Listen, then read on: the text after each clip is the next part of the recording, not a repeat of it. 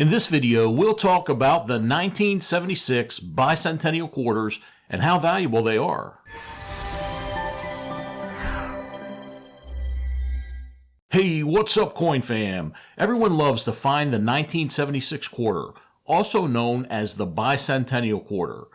So how rare are they, and how much are they worth? 1976 quarters aren't rare.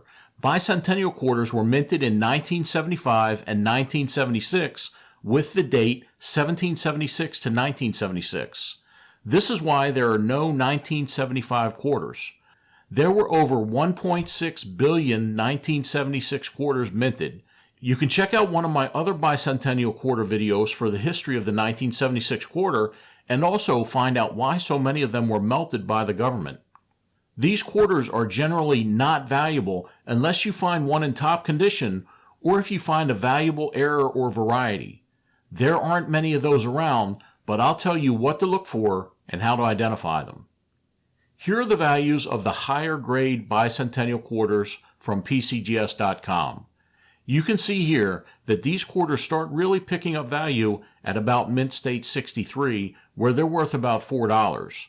The value increases significantly as the mint state rating increases. Check out the value of the Denver minted DDO variety that we'll be discussing in more detail shortly. And here you can see the value of the San Francisco minted silver Bicentennial quarters. Here are some valuable coins that sold at auction for a nice chunk of change. This is a 1976 Denver minted Bicentennial quarter. This quarter is in really good shape. There aren't many signs of wear on this quarter. If you look closely, it looks like George just took a hit from his vape and he's blowing out the smoke. The reverse of this quarter is even more impressive. You might notice what appears to be doubling from the left deltoid to the elbow of the drummer boy and a little under his right arm as well. This is either due to the angle and lighting when the picture was taken or it's machine doubling.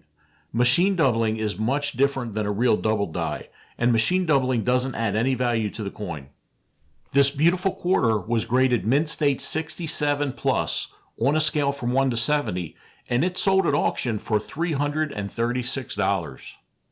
Here's a really cool off-center strike on a 1976 Denver minted Bicentennial quarter. This quarter was struck 75% off-center, and the date was retained. You can even see a portion of the "In God We Trust" motto on the obverse of this quarter. Did you just catch my mistake? I just realized this isn't a Bicentennial quarter, it's a Bicentennial half dollar. Anyway, this Bicentennial half dollar graded mint state 65, and it sold at auction for $576. Struck through coins are relatively common, but most of the time I come across struck through grease errors. This isn't grease though. There's no hint of the error from the front or obverse of this quarter, but on the reverse, you can clearly see some kind of wire struck into the lower portion of the drummer boy, and this wire was retained, which just means it's still embedded into the coin. This quarter was sent off for grading and came back mint state 63. It sold at Heritage Auctions for $747. Isn't it crazy that the piece of metal or planchet that's used to make a quarter is only worth the value of the metal it's made of? At least that's until it passes through the dies without getting pressed. At that point, this metal planchet picks up more value. I found a couple of planchets while searching boxes of coins in the past, but not like this one here. This is actually a 1976 San Francisco silver planchet. It was submitted to PCGS for grading and authentication, and it came back as a Proof 63. A Proof 63 silver 1976 quarter is valued at about $5. Because this planchet was never struck, it sold at auction for $1,920. I wonder what a blank canvas that Van Gogh intended to paint on would be worth today compared to one of his finished paintings. Here's a valuable mint error. Much like my cousin, you can tell right away by looking at this quarter that something just isn't right. The lower right portion of this quarter looks just fine, but the rest of it is missing detail and some of the design is misshapen. The detail on the reverse looks better than the obverse, but it looks like the planchet was just a little bit too small. This quarter weighs 4.9 grams, the weight of a nickel. Did a nickel planchet find its way into a quarter hopper? Or was there some kind of mint mischief afoot when this error was created? Let me know what you think in the comments section below. This wrong planchet error was graded mint state 67 on a scale from 1 to 70 by NGC. It sold at auction for over $5,000. Here's an interesting struck-through error.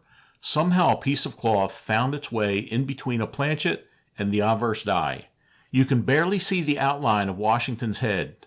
I think I said that right. Usually I say Washington and people give me a hard time about it. Anyway, over 50% of the front of this quarter is lacking detail because of the strike-through error, but none of the reverse of this quarter was affected.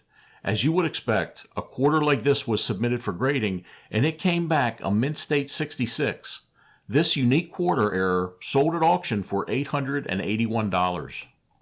Error coins and varieties are really fun to find, but they usually aren't worth more than the top pops.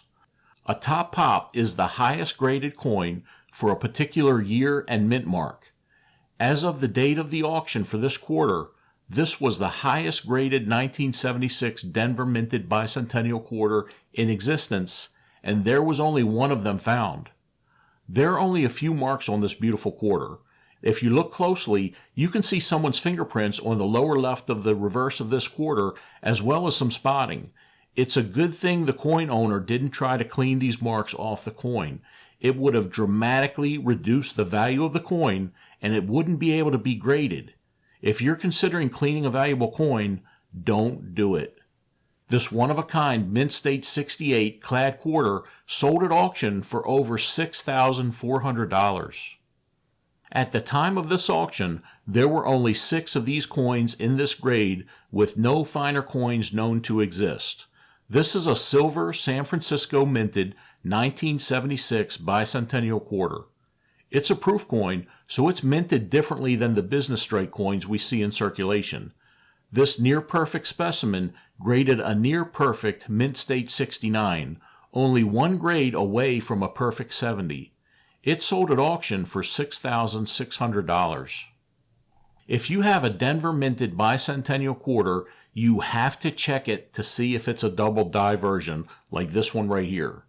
The doubling is easily spotted on the letters of Liberty, and doubling can also be seen on letters in the motto, "In God We Trust." This can easily be seen with a magnifier or a loupe. You can check out the links in the description for some inexpensive options. This one was graded mint state 66 and sold at auction for $8,400. You won't find one of these in pocket change. This is a 1976 San Francisco minted Bicentennial Quarter, and it's made of 60% copper and 40% silver. This silver quarter was graded a mint state 69. It's virtually mark and wear free. You can see a few wine-colored spots on the reverse of the quarter. This incredible quarter sold at auction for over $19,000. If you learned something, or if you think my voice is sexy, hit that subscribe button. Thanks for watching.